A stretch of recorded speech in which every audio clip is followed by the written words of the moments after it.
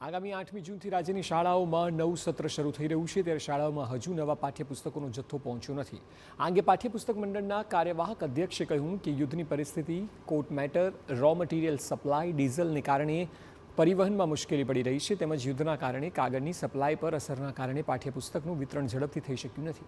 સાથે તેમણે કહ્યું કે જે શાળામાં પુસ્તકો મોડા પહોંચે એમ છે ત્યાં વૈકલ્પિક વ્યવસ્થા કરવામાં આવી છે. પાઠ્યપુસ્તક મંડળની વેબસાઇટ ઉપર પુસ્તકો અપલોડ કર્યા છે એટલે ભણાવવા માટે અને ભણવા માટે ત્યાંથી ઓનલાઈન મટીરિયલ લઈ શકાશે. સાથે રાહતની વાત એ છે કે આ વર્ષે પાઠ્યપુસ્તકના ભાવમાં કોઈ વધારો નથી થયો. અમદાવાદ અને ગાંધીનગરમાં પોસ્ટ વાનની મદદથી પાઠ્યપુસ્તકો પહોંચાડવા પાયલોટ પ્રોજેક્ટ શરૂ કરાયો છે. સાથે ખાનગી ડિસ્ટ્રીબ્યુટર માટે ઈ-કોમર્સ ઉપર પુસ્તકો વેચવા માટે વિચારણા કરવામાં આવી રહી છે.